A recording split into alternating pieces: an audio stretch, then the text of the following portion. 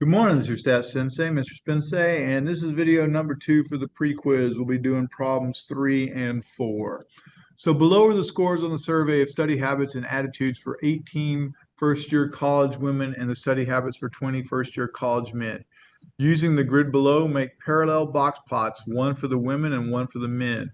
So we have women's scores and we have men's scores. Well, they want two parallel box plots. So I'm going to put the women's scores in L1, and I'm going to put the men's scores in column L2. Okay, so to do that, and by the way, this entire column, these entire set of scores goes in L1. These entire set of scores go into L2. Turns out I have some garbage in L1, so I'm going to just arrow up to the very top of L1 by pushing the arrow button. Press clear, press enter, it's gone. All right, so I'm going to go ahead and enter the women's scores. Okay, I have all the women's scores entered.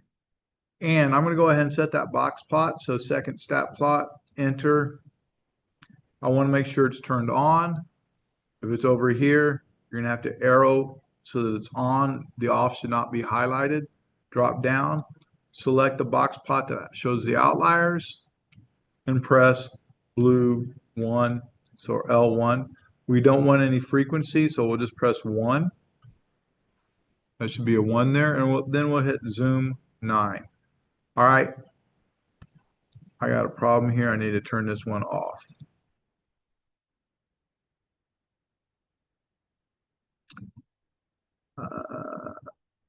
Enter, turn this one off.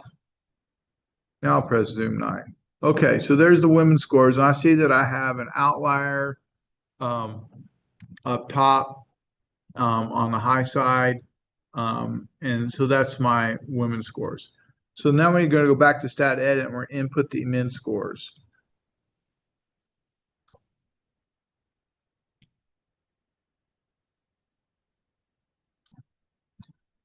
So I now have all the men's scores in.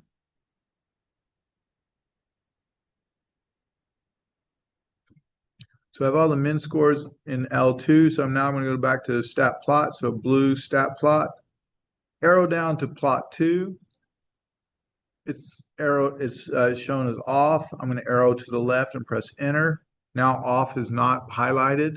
I'm going to drop down, select the box plot that has shows the outliers or the dots. My X list is going to be L2. My frequency is just 1. And now I'm going to press zoom 9. Okay, so in this case, I have the men. Now, I have to say, because the way this is set up, I can't see the men's as well. But if I use the trace feature, I'll be able to see it fine in just a moment. So we have the women's scores and the men's scores, and we need to draw those box plots. Well, I'll use the trace feature, and I go, okay, the lowest women's score shows up to be 101. The highest women's score is 200. On the men, I have the lowest score being 70. So basically, I need a grid that goes from 70 all the way to 200. So that's the way I need it to multiply to set these up. So we have a 70 and went off over here to 200. Now you can use a different, maybe you want to go instead of having, instead of counting by fives, because then basically, maybe you want to go with 70, 75, 80, so that it's not quite as spread out. But however you do it, you need to make sure that you have a 70 and you get all the way up to 200. Okay, so let's take a look at this. I want to trace this out. So my minimum value for the women is 101. And by the way, it's really important to take the time to label these. So this needs to be labeled as women. And we're going to label this one off to the side as the men. Well, when I do the women, I find that my lowest value is 101.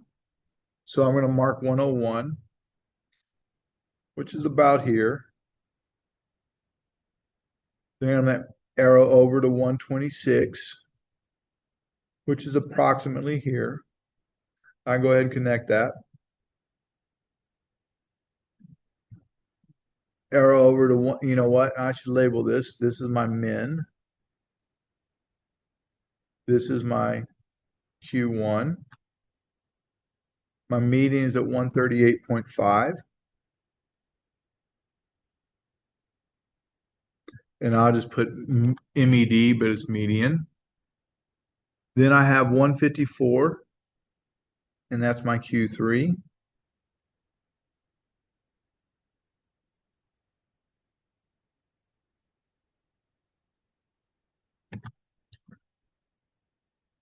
Then this is not my maximum value. This is just my largest data point that's not an outlier. It's not my maximum, so don't label it that. And then I have my maximum way up here at 200. Well, that's at, oops, this should be labeled my max. Okay, it's really important to make the distinction here. I just labeled 5 things. 1, 2, 3, 4, 5. Those 5 values are my 5 number summaries. This is my 5 number summary for the women. So if it ever asks for the 5 number summary, that would be it. Okay, for the men, I can use the arrow button. I drop down to the men graph. And I find that the minimum value is at 70.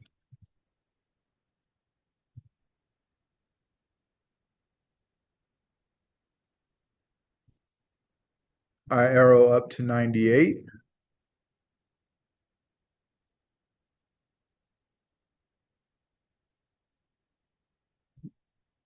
Arrow up again to 114.5.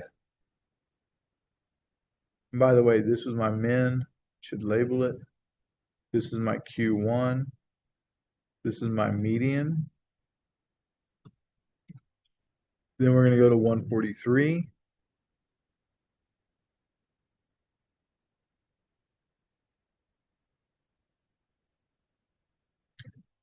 And that 143 represents my Q3. Then I go to 187, which is way up there. And we have no outliers, so that is my maximum value. So once again, the 5 numbers I just highlighted are the 5 things I just labeled. 1, 2, 3, 4, 5. That's my 5 number summary for the men. Okay? All right. Use the women's scores to answer the questions below. All right, so we're going to go and we got to calculate fences. We'll come back and do the fences in a moment. We'll come back and do those in a moment. We're going to start off with stat, calc, one variable statistics. And in the women where we put those in L1, so we're going to use L1. And we find out we have a mean of 1.41056. Please don't forget, this is the same as saying my X bar, and it's also my average.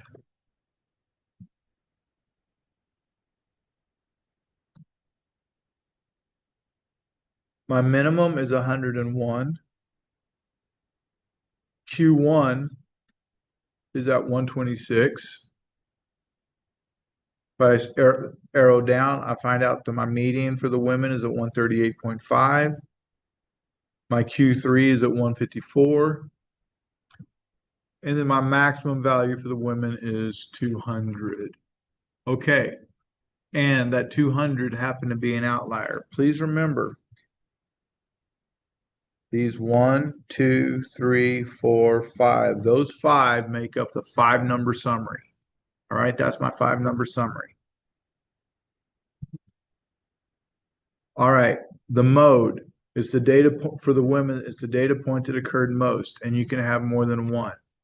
126, 137, 154, and 165 occurred the most. We look up here, we had 2 126s, we had 2 137s, we had 2 165s, we had 2 154s. All right, So those are the one, that's a mode. And remember, mode is the most because there's mo of it, right? The next thing it asks for is IQR. Well, remember, IQR is just Q3 minus Q1. Well, Q3 is 154 and Q1 is 126. So Q3 minus Q1 equals 28. And we had an outlier, and we found that outlier from our graph. So let's go to Zoom 9, and I'm going to use a trace feature. And there it is. There's our outlier at 200. Okay.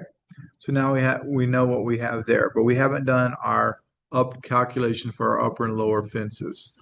So please remember our calculation, our formula for the lower fence is less than Q1 minus 1.5 IQR.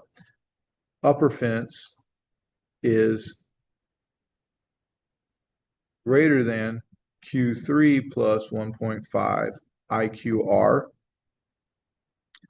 That got all squinched together. That's not so pretty.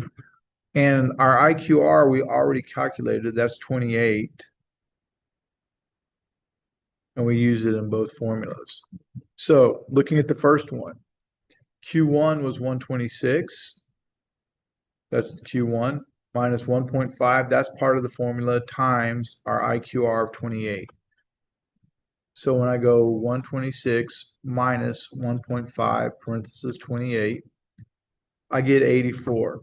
So if X is less than 84, it's an outlier. Well, it wasn't, but we showed it on the graph. We showed our fence on the graph.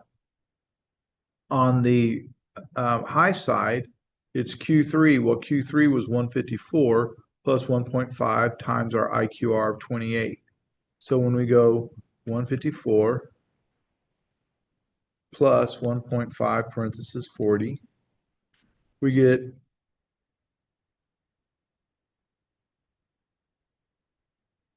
did I do that right?